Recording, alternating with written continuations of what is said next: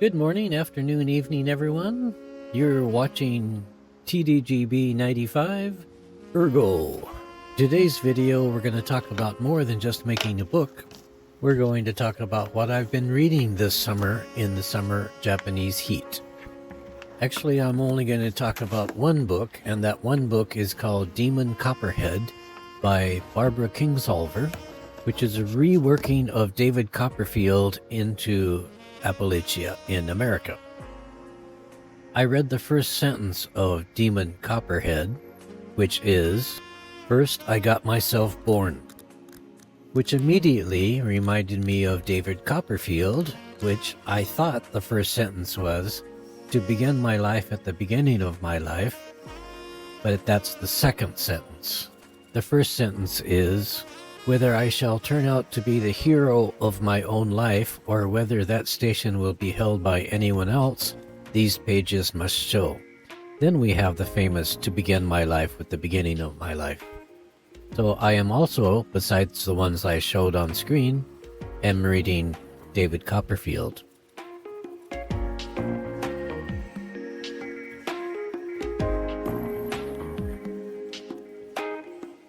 I'm doing two things differently in this book, and one of them is coloring the spine, and I was going to color the head and tail, but I decided not to. I just colored the head. And the other thing I was going to do is put a little window in the book cloth so I could put the title in the window so it wouldn't stick out and get caught when you shelve it. This is an A6 size blank notebook with just the title and my TDGB Bookmakers logo at the back.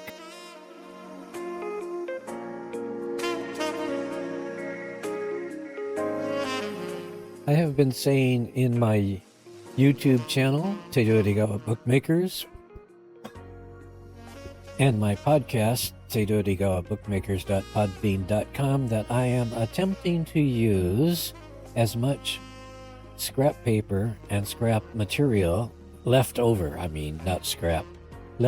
material as possible.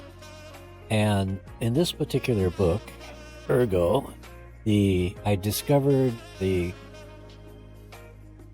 leftover material for the cover, for the both covers, and the end papers covering the inside of the cover, and the paper. They're all left over. Now, the paper is actually from, 15 years ago, when I was working for an organization that liked to print stuff, and when they printed it, the paper that I got was left over from that company, the printing company. So I asked if I could get it, and they said, "Sure, we're just going to throw it away. We're not even going to recycle it." And they have a lot of leftover paper. Anyway, I got it, and it has sat on my shelf for at least 15 years. Gosh, I have used some of it in previous books, mostly for myself because there's markings on the paper showing where to cut it. In any case, I have recycled that paper from the printing company, and I have discovered the book cloth for both covers and the end papers.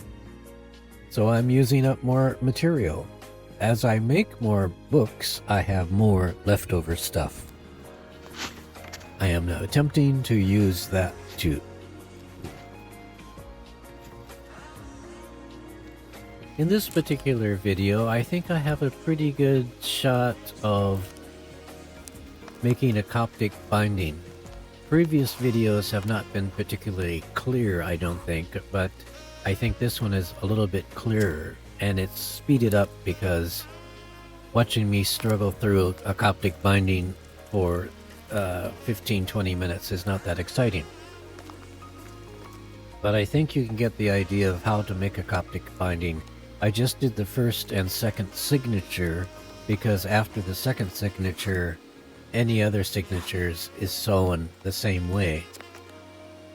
There are There are many, many ways to put the cover on the last signature, and the way I've been doing it is one way. This one is a different way. I wanted to see if it worked out doing it differently than the way I used to do it. I mean, the way I usually do it. And I don't think it turned out that well, so I didn't tape it. I didn't videotape it because I wasn't sure if it was going to work out. The book holds together. There's no problem with that, but I don't think it looks good. So I'm going to look for another way, or go back to the way I usually do it.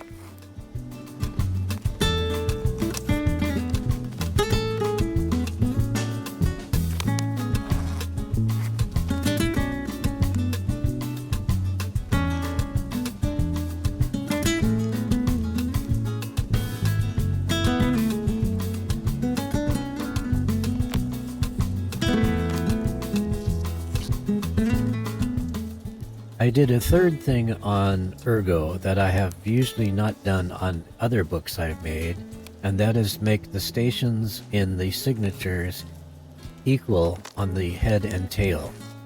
The stations are the holes you punch in and to connect the signatures. And this book had 6 stations, 6 holes. Usually an A6 book that I make has 4. This one has 6.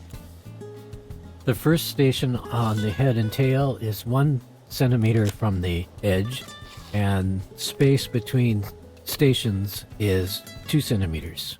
Between the 2 groups is 4 centimeters.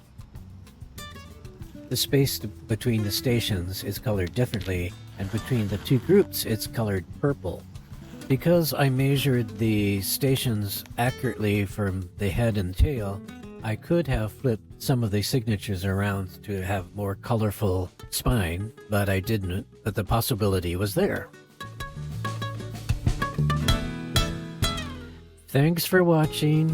Please subscribe. Check out my podcast at teidodigawabookmakers.podbean.com. Take care of yourself and others.